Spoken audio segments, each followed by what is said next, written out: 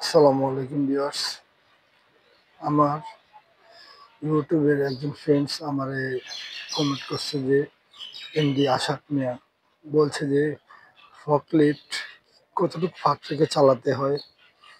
আসলে মূলত হচ্ছে যে ফকলিফট কীভাবে কতটুকু ফাঁকে চালাবেন সেটা আজকে দেখিয়ে দেবো। আপনি রাস্তা যেমন ওইভাবে চালাবেন, তো সেক্ষেত্রে আপনার কিছু কিছু সিস্টেম আছে সেটা দেখিয়ে দিচ্ছি। ধরেন আমরা একটা রেমিটেন্স ফকলিফটে তুলবো, সেক্ষেত্রে আমরা দেখাবো কিভাবে আমরা মানে করব। ঠিক আছে ভিউয়ার্স, প্রথমে দেখিয়ে দিচ্ছি আমি কিভাবে করব। আসলে হচ্ছে যে আপনি যে কোনো ফকলিফট যখন চালাবেন, আপনার দুই পাশে ধরেন আপনার হচ্ছে যে যে এই সাসপেনশনটা আপনি যখন স্টার্টিং এ বসবেন তখন কিন্তু এই সামনাটা আপনি ক্লিয়ারলি বুঝতে পারবেন। হ্যাঁ, দুই পাশ অনুযায়ী আপনার আন্দাজ করে গাড়িটা চালাতে হয় আর কি। এই দুই পাশটা যেমন এই যে এই দাগটা, এই দুই পাশে দুইটা, ঠিক আছে। আমরা এখন একটা মাল তুলে আপনাকে দেখাবো যে আপনি কিভাবে আপনি করবেন। হ্যাঁ, তো সেক্ষেত্রে দেখুন আমি গাড়িটা সেট করে রেখেছি। ধরেন আমি যে এই মালটা, এই প্রোডাক্টটা ফকলিফটে তুলবো আর এই পাশ দিয়ে যাব। হ্যাঁ, তো আমার এটা যেতে হলে কতটুকু ফাঁক থাকবে আপনি নিজেই দেখতে পাবেন। তবে আমার খেয়াল করতে হবে এই দুইটা ব্লেড যেন সরাসরি যে কোনো প্রোডাক্ট আপনি ফকলিফটে তুলবেন সেক্ষেত্রে এটার মাঝ বরাবর থাকতে হবে। ধরেন এই বোর্ডটা তো এটার মাঝ বরাবর দেন দুইটা ব্লেড থাকবে। হ্যাঁ, এই যে ব্লেড দুইটা, ঠিক আছে। তো আপনাদের দেখিয়ে দিব কিভাবে আপনারা মালটা লোড করবেন এবং কিভাবে আপনি চালাবেন কৌশলে, যেন আপনার গাড়ি কোনো ভাষে না বাঁধে। ঠিক আছে, তো আপনারা দেখতে থাকুন। তো আমি প্রথমে গাড়িটা সেট করবো, আমি যে ওখানে যাচ্ছি সেটা দেখিয়ে দেবো আপনাদের। ওই দুটা ব্লেড দেখছেন, ব্লেড দুটা মালের মাঝখান বরাবর থাকতে হবে। হ্যাঁ, আমি স্টার্ট করে নেব গাড়িটা। যখন আমার এই বাতিটা নিববে তখনই গাড়িটা স্টার্ট করবেন, গাড়ি করবেন না, ঠিক আছে। তাহলে কিন্তু পরে স্টার্ট নিতে সমস্যা করবে গাড়ি। এই যে দেখুন টোকার সাথে সাথে স্টার্ট হয়ে গেছে। আমি দেখিয়ে দিচ্ছি আপনাদেরকে কিভাবে আপনারা গাড়িটা, ধরেন আপনি প্রোডাক্টের একদম সামনে গেলেন। হ্যাঁ, যাওয়ার পরে ফকটা এখানে সেট করবেন।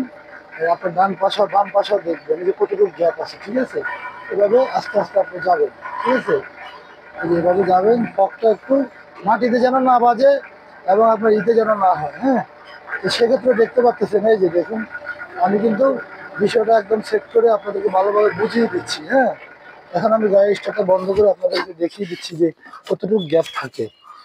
মূলত এরকম গ্যাপ থাকলে গাড়ি কখনো বাঁধবে না। আর যদিও দুই পাশে এরকম আপনার দুইটা স্টেক আছে, আপনার দুই পাশে এমন জায়গা, দেখেন এই পাশে আপনার কত হচ্ছে 5 আঙ্গুল জায়গা, ডান পাশেও আপনি 5 আঙ্গুল জায়গা আছে। সেক্ষেত্রে আপনি কিন্তু গাড়ি বেশি ডানে বামে কাটবেন না। হ্যাঁ, ধরেন 5 আঙ্গুল এখানে নাই ট্রে, ধরেন আমি এখানে যে একটা ট্রে দেখালাম এতটুকু থাকলো, তাহলে সেক্ষেত্রে আপনি কি করলেন, গাড়িটা আপনি এই যে সোজা ব্যাগে যাবেন কিন্তু। হ্যাঁ, ডানে বামে কম কাটবেন। হ্যাঁ, আবার যদি বেশি কাটেন তাহলে কিন্তু প্রোডাক্টটা এই পাশের মালটাতে লাগে যাবে। সেটাও আপনাদের দেখিয়ে দিচ্ছি কিভাবে লাগবে। হ্যাঁ, তো আপনারা দেখুন, দেখলে আপনারা বিষয়টা বুঝতে পারবেন। ঠিক আছে, আমি মালটা নিচ্ছি গাড়িতে, আবার নিয়ে বের হয়ে যাব, আবার এখানে রাখবো আপনাদের শুধু দেখানোর জন্য।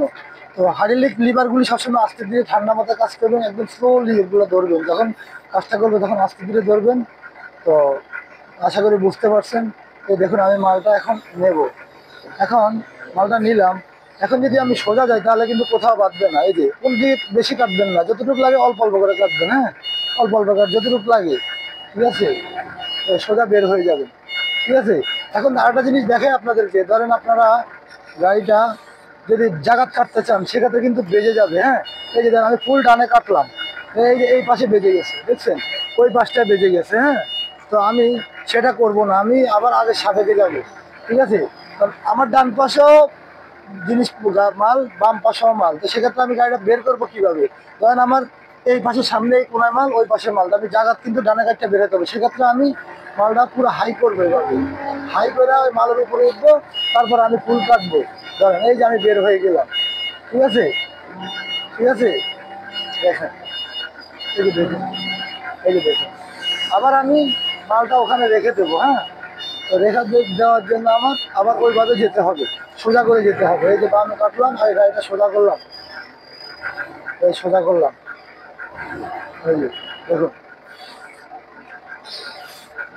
এই যে দেখুন আবার মালটা রাখতেছি। হ্যাঁ, রাখার আগে কিন্তু সামনে দেখে দিবেন, হ্যাঁ। এই যে আস্তে রেখে রেখে দিচ্ছি, হ্যাঁ। তো আশা করি সবাই বুঝতে পারছেন ভিউয়ার্স।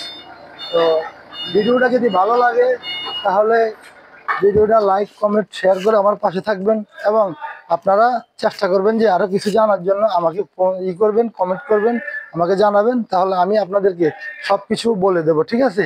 তো আশা করি সবাই বুঝতে পারছেন, সবাই ভালো থাকবেন। ইনশাল্লাহ পরের ভিডিওতে আপনার সাথে দেখা হবে। সালামু আলাইকুম।